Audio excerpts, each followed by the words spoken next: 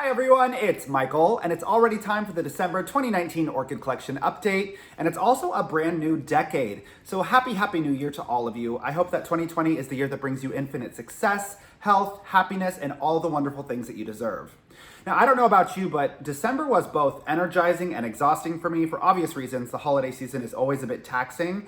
But in terms of my orchid collection, things are trucking along beautifully. And I know I've been talking about it so much, but the addition of my LED grow light has changed everything. My plants are really sprinting forward now, and it excites me so much. In regard to how I'm caring for the plants this month, it's really identical to what I was doing last month. So I am continuing to flush all of the containers once to twice a month using reverse osmosis water.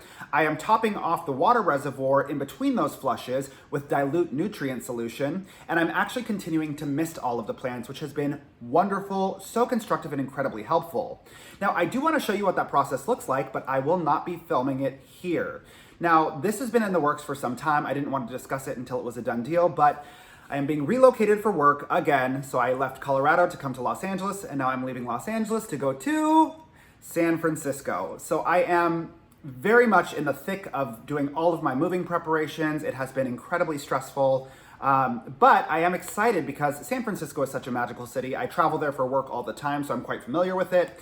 But one of the, I don't know, underlying blessings of this transition is that the water quality in San Francisco is notoriously soft. It generally ranges between a TDS of 50 and 120. So I do think it might be a really great fit for the plants. Of course, my husband and I are very excited for this new chapter, but you know that the process of moving is just exhausting and tedious and stressful. And man, in retrospect, I'm now undergoing 2 significant moves with my plants.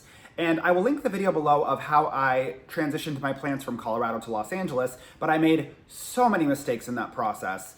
And I was originally going to do something very similar, which was to unpot all of the plants, ship them to San Francisco, and then repot them.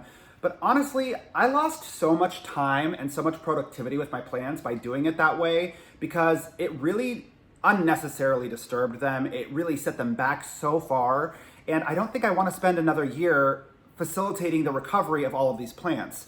So this time around, I'm doing it a little differently. Of course, I will document the process of how I'm doing it, but I will not be unpotting all of the plants. I'm actually going to leave them in their containers and I'm going to take them straight to San Francisco, but you'll see more about that later. Suffice to say, my January orchid collection update will be filmed in San Francisco, and I can't wait to show you the new place. So without further lead-in, let's jump in and start looking at the plants that have something new, different, and interesting happening this month. All right, my friends, jumping in with number 3 in the collection, we have my Wilsonara Aloha Sparks.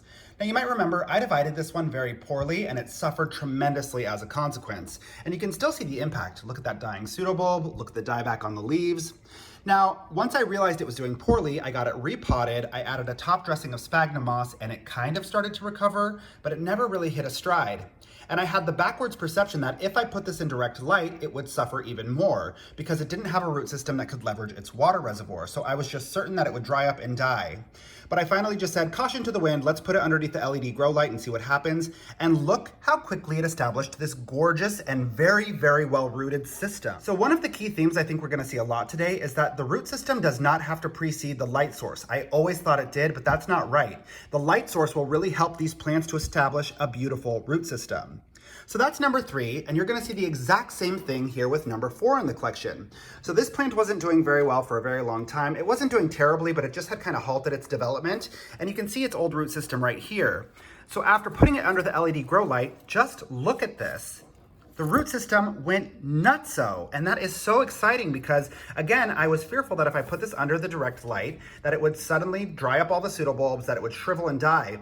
But that light source gave the plant the energy it needed to establish a root system. And that is, again, a complete inversion of my thought processes, so that's just really exciting. Now we're going to jump to number 12 in the collection. This is my Ox Lottery Prince Phalaenopsis.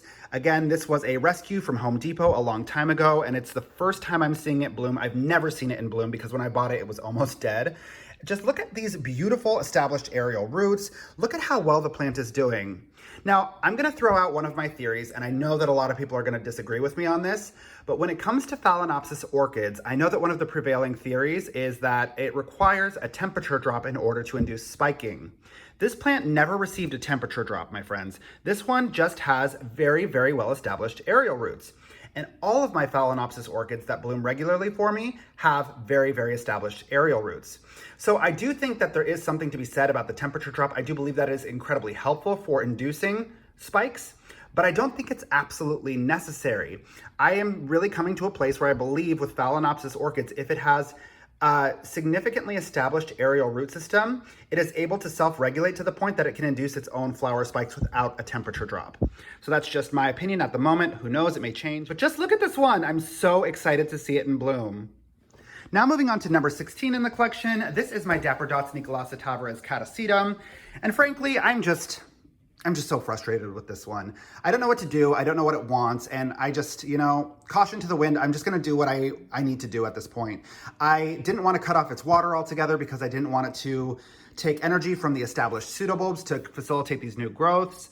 But at this point, I need it to stop growing. It needs to be dormant. It's January already. This has to happen. So I have slowly been reducing its light levels. So originally it was getting around, 12 hours of light a day. And now I have it cut down to about 6 hours a day, but I also just stopped watering it altogether. You need to go to sleep, you need to be dormant, and you need to just do what I want you to do. Ugh, so frustrating.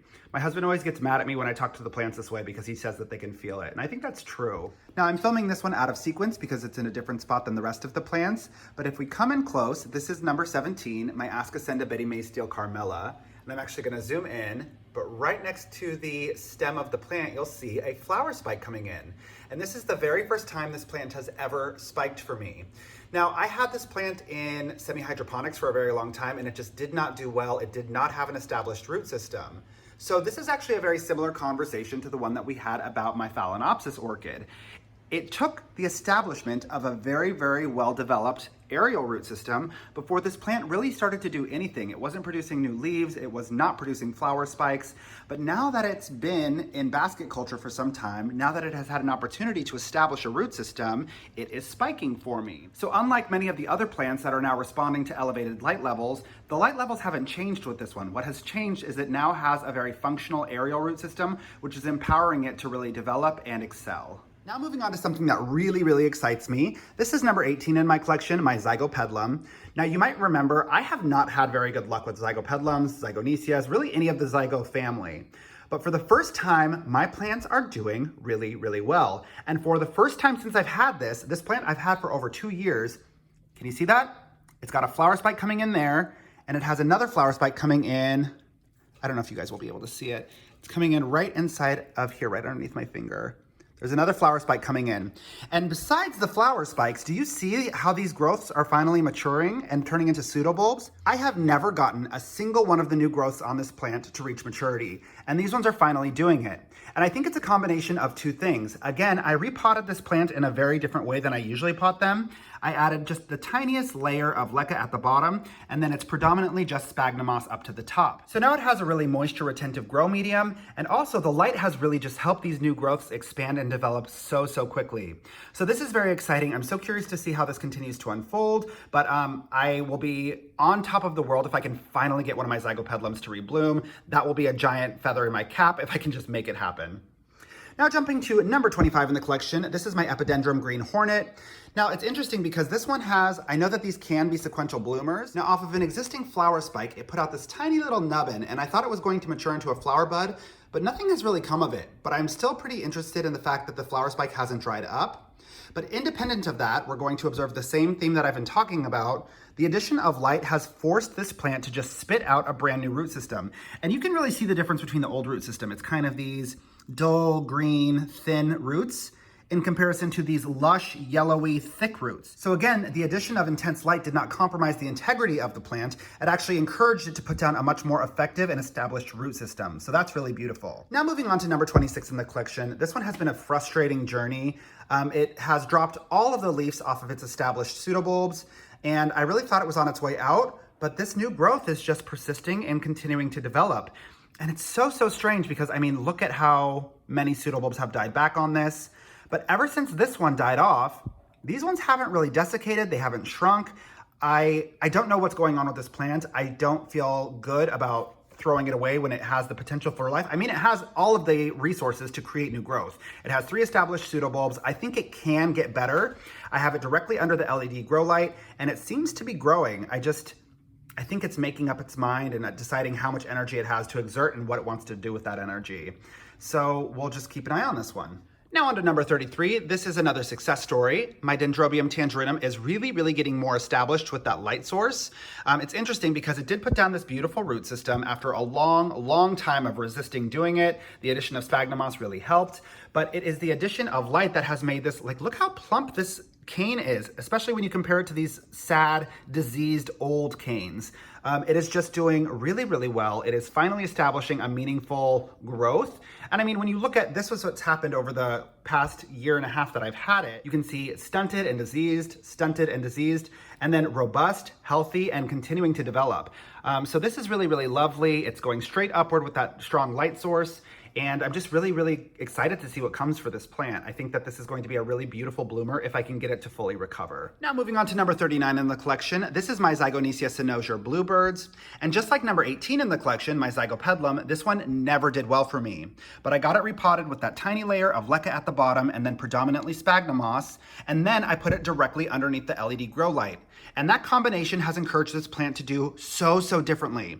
Similarly to that Zygopetalum, I never have seen a single new growth reach maturity. And look at this. This new growth just finally produced a pseudobulb, and off of it you have a flower spike. And that is so exciting, so unexpected. And I mean, just look at the difference.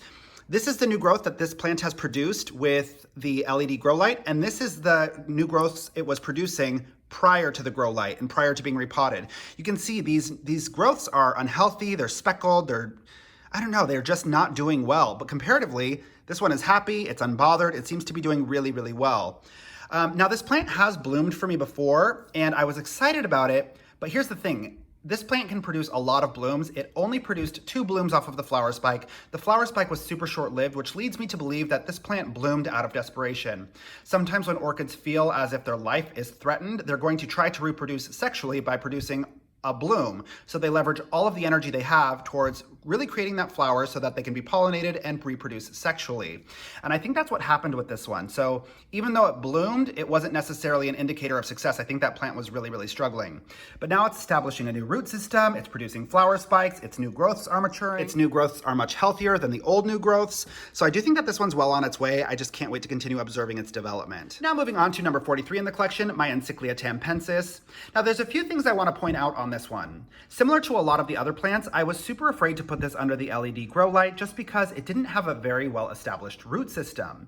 But the interesting thing is, as soon as I put it under the LED grow light, look what happened. Do you see this root system? It is finally producing a really meaningful and significant root system. You can see it happening at the top as well. It is just getting more and more comfortable in the container and really starting to hit a stride. Now, the one thing that does concern me about this is this one has experienced more than a lot of the other plants, that purpling. I think that the light levels are quite intense for it. But there is a threshold here. It's okay if they experience a little bit of that, I don't know if you want to call it a suntan, because sometimes that suntan can encourage new growth, it can encourage new root growth, and it seems to have halted, so I don't see it turning any more purple. So I just want to kind of leave it and see what's happening, because this has had more active growth in the time it's been under the LED grow light than it ever has before. But I also don't want to kill it by burning it. So we'll just keep a close eye on this, and if things look like it's getting too intense, I will remove it from the light. Now let's go ahead and jump to number 49 in the collection. This is my Mel Tawny Burtfield Eileen, and I don't know what to do. This one just is never happy. I know it wants cooler temperatures than I have. It seems to do well, and I think, okay, maybe it doesn't actually need to have that temperature drop to be okay. And then the new growth comes to a certain point, and then it just starts to yellow and rot. The leaves are dying back. I don't know. This is one that I didn't put this one under the LED grow light. I put this one in the windowsill to up its light level to see if it would observe the same trajectory as all of the other plants I've been talking about, number 3, number 4, number 43. But this one just can't seem to make up its mind about what will make it happy. This plant really does just continue to confuse and evade my understanding. And I know fundamentally that I'm not giving it the appropriate grow environment, but I am certain that there is a way to get this to thrive in a domestic environment. I just haven't figured it out yet. So if anyone has any insights, I would love to hear them. Jumping back in with number 52 in the collection, this is my Renanthera calcium red dragon, and similar to number 43, this one is experiencing just a little more of that sun tanning than I feel comfortable with. So if you look, you can see purpling along the leaves here, here, here. Now I would feel alarmed by this and immediately remove it from underneath the LED grow light if it was not continuing to develop at an accelerated rate. So the interesting thing is, despite this color change, this new leaf has matured entirely. It has spit out this new leaf. And if I take you in, you can see that there's another brand new leaf coming in. It's moving and developing quicker than it ever has before with this light source. So I'm not super concerned about the discoloration. I'm just gonna keep an eye on it. And if it continues to accelerate too much, I will take it out from underneath the LED grow light. But I do think it kind of likes it. Similar story here. This is number 53, my Dendrobium Hibiki. And I mean, the discoloration on this one is evident. It has dropped a lot of leaves from that discoloration. It starts off like this and then it accelerates to this. But as it's been doing that, look what's happening down here at the bottom. It's putting out this new it's putting out a new cane, it's putting out new leaves. It's almost like a trade-off. When you see that discoloration, but it doesn't completely damage the plant, it's almost as if the old growths are dying off and supporting the growth of all of these new things. And again, look at the root system. The root system did not precede the light, but as soon as I put it underneath that LED grow light, it just pooped out all of these brand new roots. So similar to number 52, I'm just gonna keep an eye on it, but it does seem to have some very positive momentum right now. Maybe I'm being foolish, maybe I'm not paying attention to all of the signs, but I do think it's a good thing. Now we're gonna jump to number 54. I'm so excited about this one. Oh, how beautiful can you be? Oh, you are my sunshine, my only sunshine. So I just did a bloom profile video on this. I will link that video below if you haven't seen it. But this is number 54 in my collection, my Cattleya Volcano Prince. I am so pleased with this. Almost instantaneously after putting this underneath the LED grow light, it spit out flower spikes from all of the flower sheaths that it had established for a very long time. So this plant was really just waiting for the appropriate light levels to bloom. It had everything else it needed. And boy, oh boy, the display is so well worth it. So these ones here have been in bloom for almost 3 weeks now. You can just see they're beginning to shrivel up and they're going to drop soon. These ones opened up a few days ago. And even more exciting, if I take you in here, it has another sextuplet of blooms coming in. Look how lovely. So this one has just really, really exceeded my expectations. It's so stunning. It makes me so happy. And I'm just curious to see what this plant's temperament looks like over time because I finally understand precisely what it needs to do this. Now we're gonna jump to number 58 in the collection. This is my Coryanthes macrantha. Now I am so guilty of periodically forgetting this one, but the great news is it seems to suit this plant. This plant has done very, very well. It has spiked for me twice. And without my noticing, I can't tell if it's a flower spike or if it's a new growth. I think it's a new growth based off of the direction it's growing, but it is continuing to develop and accelerate. So I'm really, really curious to see what will happen with this plant. It desperately needs to be repotted, but I'm not going to do anything until I am settled in my new home. But independent of me making any changes since I purchased this plant, it has done very, very well, and I just hope it continues on that path. So that's pretty much it. Thank you, as always, for choosing to spend your time with me. If you have any questions, concerns, or feedback, go ahead and leave it in the comment section below. Be sure to support one another in the comment section because I'm so seldom available to do so. Don't forget to click subscribe and have a beautiful rest of your day and a beautiful 2020. Love you guys. Bye.